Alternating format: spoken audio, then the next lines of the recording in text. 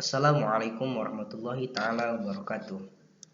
Hamdan wa syukranillah, salatan wa salaman ala rasulillah wa ala alihi wa sahbihi wa mawala, amma ba'du. Ibu dosen yang saya hormati dan teman-teman sekalian yang saya banggakan dan saya cintai. Perkenalkan sebelumnya, nama saya Mahmud, mahasiswa UIN Sunan Gunung Jati Bandung dari Fakultas Dakwah dan Komunikasi, jurusan Manajemen Dakwah kelas B semester 4. Dalam video kali ini teman-teman, di sini saya akan membahas sedikit tentang pasar modal yang mana menjadi tugas akhir semester daripada mata kuliah Manajemen Keuangan Islam. Nah, sebelum kita masuk pada pembahasan, pasti kita familiar dengan pasar tradisional yang ada di wilayah-wilayah rumah sekitar kita. Pasar tradisional ada penjual, ada pembeli, ada barang yang diperjualbelikan. Nah, teman-teman sekalian, pasar modal juga sama. Ada penjual, ada pembeli, ada barang yang diperjualbelikan. Nah, kita masuk pada pembahasan. Apa sih itu pasar modal? Nah, pasar modal atau dalam bahasa kerennya yaitu capital market merupakan pasar untuk berbagai instrumen keuangan jangka panjang yang bisa diperjualbelikan seperti obligasi atau surat beli utang, surat utang piutang, ya. Kemudian saham atau ekuitas, reksadana dan lain sebagainya. Nah, Undang-Undang Pasar Modal Nomor 8 Tahun 1995 tentang pasar modal mendefinisikan bahwa pasar modal sebagai kegiatan yang bersangkutan dengan penawaran umum dan perdagangan efek perusahaan publik yang berkaitan dengan efek yang diterbitkan serta lembaga dan profesi yang berkaitan dengan efek. Nah, instrumen keuangan yang diperjualbelikan di pasar modal merupakan instrumen jangka panjang, jangka waktu lebih dari 1 tahun seperti saham, obligasi, waran, reksadana dan sebagainya. Nah, teman-teman sekalian, seperti yang tadi saya singgung bahwasanya pasar modal itu hampir sama dengan pasar tradisional. Ada barang yang diperjualbelikan, ada pedagang, ada pembeli. Nah, pedagangnya itu kita membelinya di bursa efek. Bursa efek itu adalah perusahaan yang menyediakan efek. Efek itu adalah surat berharga seperti reksadana, seperti saham, obligasi dan lain sebagainya.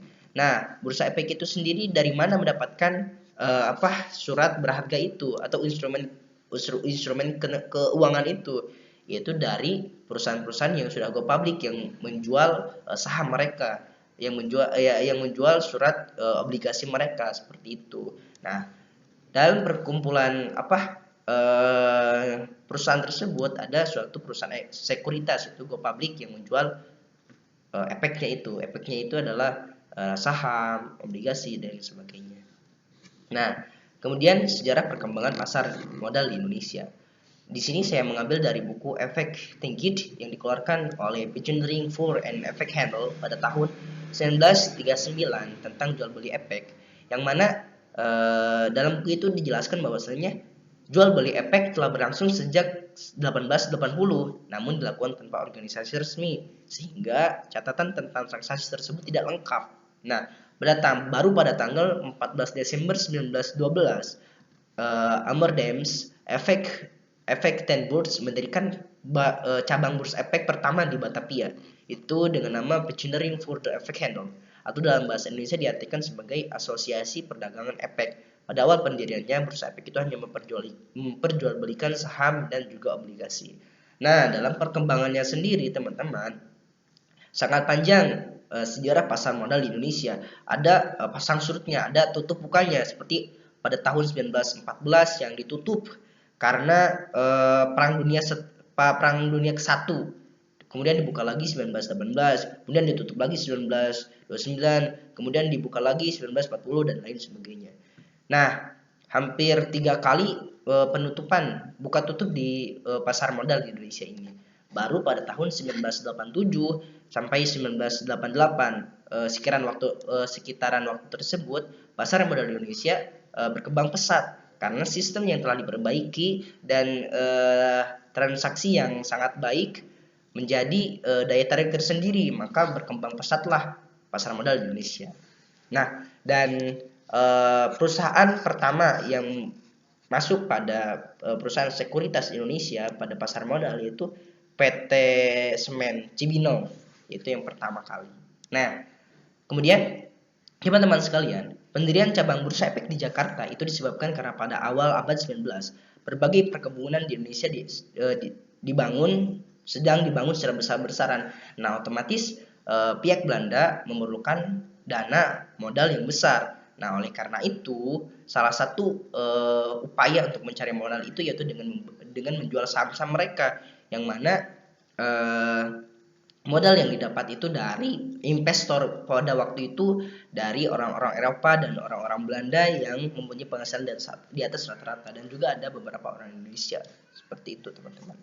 Nah, di tingkat Asia sendiri, Bursa Batavia tersebut merupakan yang tertua keempat setelah Bombay, Hong Kong, dan Tokyo di Jepang. Nah, kemudian masuk pada peran dan manfaat pasar modal.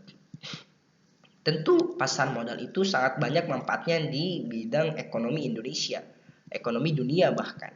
Di antaranya, pasar modal merupakan wahana pengalokasian dana secara efisien, pasar modal sebagai alternatif investasi, pelaksanaan manajemen perusahaan secara proporsional dan transparan, peningkatan aktivitas ekonomi nasional, dan juga pasar modal bisa memungkinkan bagi para investor untuk memiliki perusahaan yang sehat dengan prospek yang baik. Nah, pasar modal sendiri, dengan diadakannya pasar modal, kita yang masuk pada sistem ekonomi, peningkatan ekonomi bukan hanya orang-orang besar, orang-orang yang hanya memiliki perusahaan yang besar saja, tapi masyarakat yang belum memiliki perusahaan yang go public, perusahaan yang besar bisa masuk pada ranah pasar modal karena menginvestasikan modal mereka pada perusahaan-perusahaan besar. Nah, otomatis mereka akan mendapatkan keuntungan daripada perusahaan tersebut. Nah, seperti itu, teman-teman.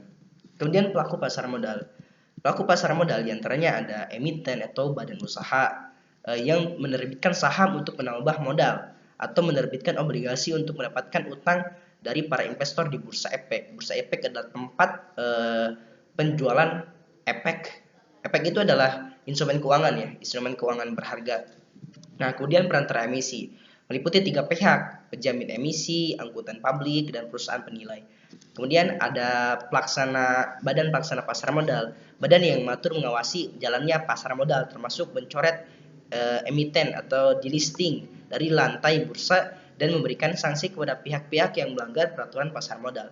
Nah, badan pelaksana pasar modal sendiri itu menguasai proses terjadinya jual beli saham atau investasi di pasar modal. Nah, ada KPEI, ada KSEI, dan lain sebagainya. Nah, itu diawasi oleh OJK, Otoritas Jasa Keuangan, seperti itu. Nah, kemudian ada bursa efek, yaitu tempat diselenggarakan kegiatan perdagangan efek. Ada investor, orang yang memberikan modal pada perusahaan dan membeli efek, seperti itu. Kemudian perantara, perada bursa efek, dan lain sebagainya. Nah, kemudian produk-produk pasar modal. Nah, sebagiannya sudah saya jelaskan di awal. Ada saham, ada reksadana, ada obligasi, dan sebagainya. Dan kalau dalam pasar modal syariah itu ada sukuk, ya.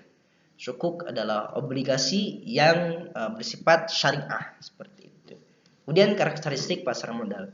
Nah, di sini karakteristik pasar modal itu ada dinamis, teratur, atraktif, interdependensi, dan logis. Dinamis bahwa proses investasi itu berkembang, dan tidak itu saja, pasti ada fluktuatif yang bisa menghasilkan ataupun ada resiko-resiko tersendiri. Tapi dengan pembelajaran yang baik, dengan mempelajari skala investasi yang baik, maka kendala-kendala tersebut dapat diatasi dengan baik. Nah, mungkin itu saja yang dapat saya sampaikan. Mohon maaf apabila banyak kesalahan, ya pasti saja banyak kesalahan, karena saya juga masih belajar dalam mata kuliah ini.